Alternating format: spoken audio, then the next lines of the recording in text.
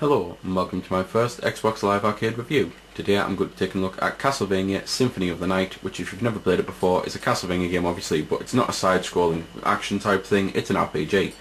At the start here you've just got help and options and you can view the achievements and leaderboards and stuff like that, and then going into the game you've got things like file copy and file delete.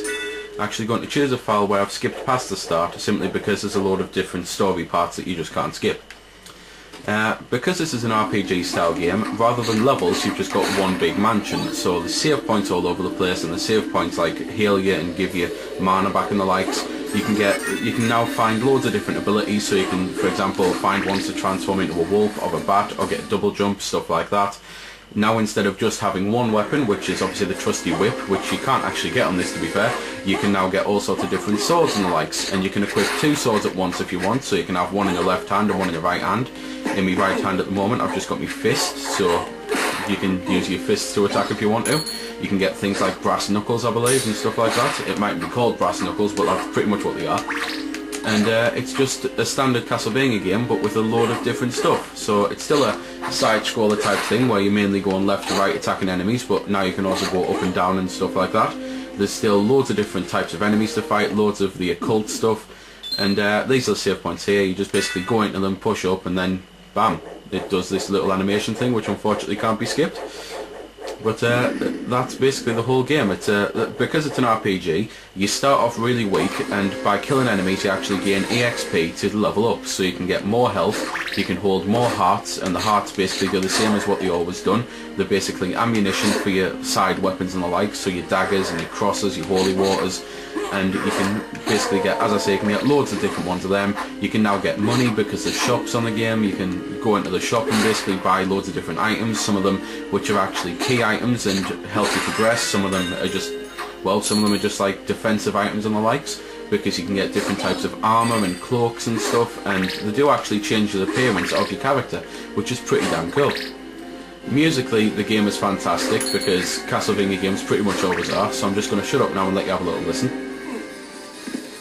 Actually, very quickly before I cut into the music, just before I forget, you can push the L trigger to view the map, which is very useful on a game like this, and the red dots basically show you the save points. You can also find yellow dots which will show you where the teleporters are, basically skip around the castle quite quickly, and if you hit the back button you can view your equip menu and the likes, where you can equip your weapons and stuff like that. You can view your stats and everything like that, and just view what relics you've got, view your spells that you've learnt, because you can do things like fireballs by doing button commands and stuff like that. So now I'm actually going to shut up, show you a boss fight and let you listen to a bit of the music.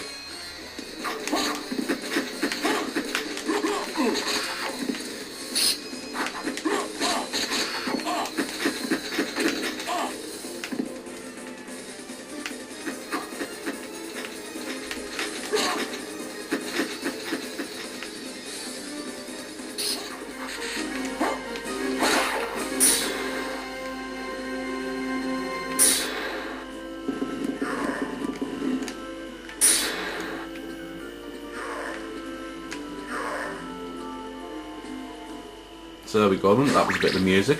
Graphically the game is fantastic. Granted this is obviously the HD upgrade and the likes on the Xbox 360, but still the game's always looked good. And as you may have just saw a little while ago, because it's an RPG, you've got slight puzzle elements, so the likes of being able to push a box onto spikes and then raise the spikes up so that you can reach a different thing. You can now get poisoned like what I am now, you can get cursed and stuff like that. So it's, as I say, it's very similar to other Castlevania games, gameplay wise, just with a hell of a lot more added to it to bulk it up a bit.